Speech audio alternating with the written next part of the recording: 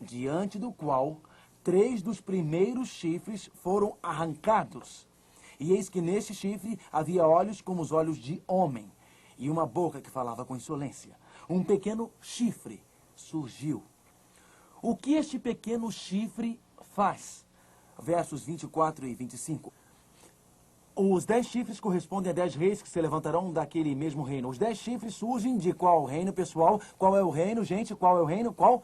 Roma. Então os 10 chifres são as 10 divisões de Roma. Mas verso 24, depois dele se levantará outro, o qual será diferente dos primeiros.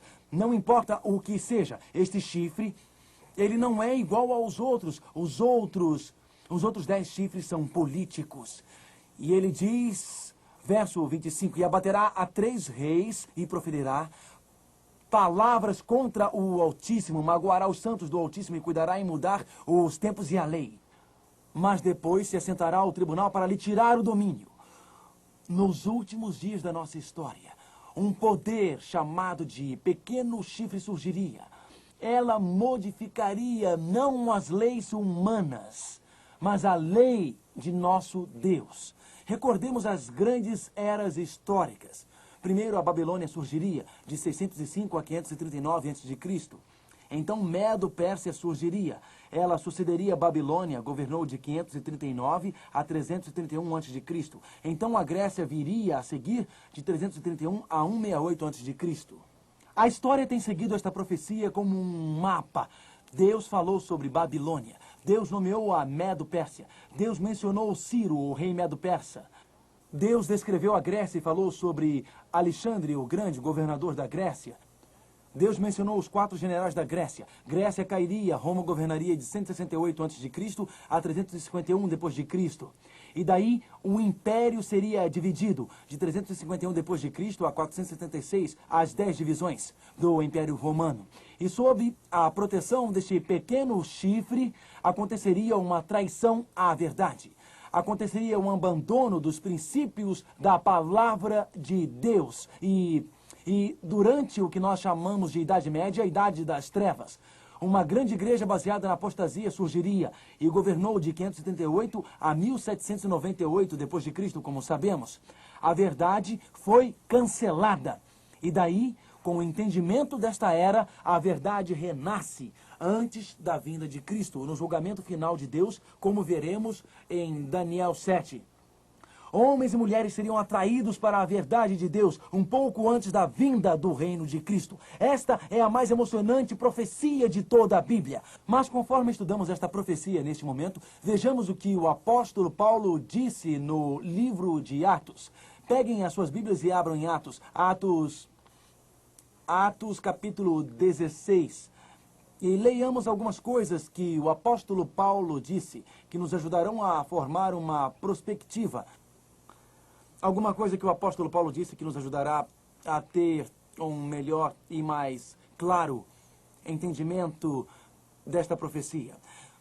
Aqui, o apóstolo Paulo está falando no livro de Atos. Por favor, peguem suas Bíblias e abram no livro de Atos. Nós começaremos com as palavras do apóstolo Paulo, no capítulo 16, Atos 16, versos 30 e 31. Depois, trazendo-os para fora, disse: Senhores, que devo fazer para que seja salvo? Responderam-lhe: Crê no Senhor Jesus e serás salvo, tu e a tua casa. O apóstolo Paulo indicou o Evangelho, que homens e mulheres seriam salvos por Jesus Cristo, não pelas tradições da igreja, não por algum sistema religioso e sistema terrestre. Mas Daniel profetizou que um poder surgiria nos primeiros séculos, que desviaria homens e mulheres da verdade, que levaria homens e mulheres a abandonarem a Cristo, que iria instituir o seu próprio sistema na terra. Haveria uma apostasia cristã que levaria ao abandono da simples verdade de que Jesus morreu, da verdade que Cristo perdoa, que Cristo é a nossa luz, que Cristo é o nosso sumo sacerdote no santuário. O santuário terrestre seria dirigido por um sistema terrestre, um sacerdote humano. Voltemos a Daniel capítulo 7. E leiamos para podermos descobrir algumas coisas sobre o poder deste pequeno chifre. Quem é este pequeno chifre? Quando surgiu este pequeno chifre? Quais são os conhecimentos que temos sobre esta apostasia na era cristã? Daniel, capítulo 7, verso 8. Estando eu a observar os chifres, quem são os chifres? Ele disse, eu observei os chifres. E ele diz, eis que entre eles subiu outro pequeno chifre. Então, entre estes chifres, surge um pequeno chifre. A Bíblia diz, no verso 24, os 10 chifres correspondem a 10 reis que se levantarão daquele mesmo reino. Então, as 10 divisões de Roma.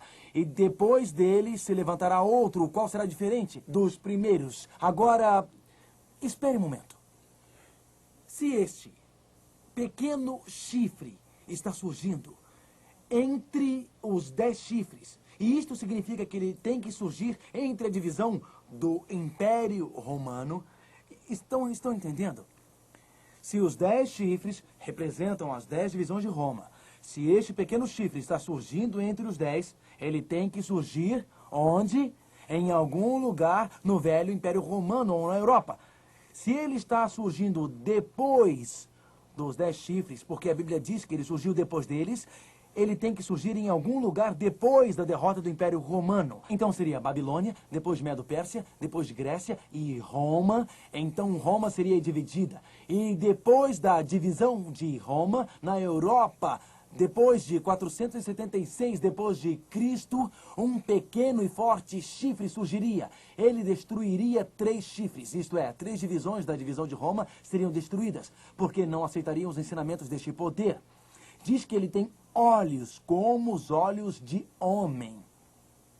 Eu imagino qual é o significado disto. Este poder tem olhos como olhos de homem. Agora, na Bíblia, algumas vezes um profeta é chamado por outro nome. Alguém sabe o outro nome do profeta? Vidente. Por que um profeta é chamado de vidente? Porque o profeta não vê com os seus próprios olhos, mas com os olhos de quem ele vê? Com os olhos de Deus. Então, esta força possuía olhos de Deus ou olhos de homem? Olhos de homem. Olhos na Bíblia frequentemente representam sabedoria ou entendimento. Continue marcando Daniel capítulo 7 e passemos para Efésios capítulo 1. Olhos na Bíblia representam sabedoria ou entendimento. Portanto, nos primeiros séculos, um poder surgiria na Europa. Um poder surgiria em Roma. Este poder surgiria nos primeiros séculos, não com a sabedoria ou com o entendimento de Deus, mas com o entendimento de homens. Efésios capítulo 1, verso 18. Olhos na Bíblia geralmente representam entendimento ou sabedoria. Efésios 1, verso 18. Iluminados os olhos do vosso coração. Notem que estes são os olhos do entendimento. Portanto, este poder não tinha a mente de homem, mas este poder tem a mente de Deus, e que seria diferente dos outros 10 chifres.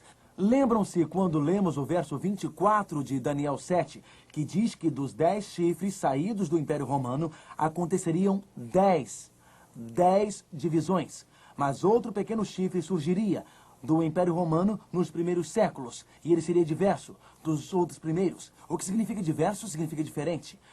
Os outros poderes eram políticos, porém este poder seria diferente porque seria religioso.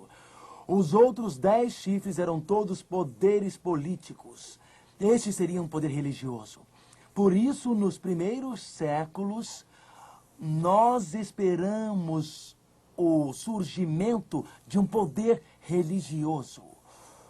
Este poder religioso seria baseado na sabedoria humana e no entendimento humano. Aconteceria um abandono da verdade da palavra de Deus. Um abandono da verdade da palavra de Deus. E automaticamente este poder perseguiria o povo de Deus e mudaria a própria lei de Deus. Notem Daniel capítulo 7, verso 25. Daniel 7, verso 25. Proferirá palavras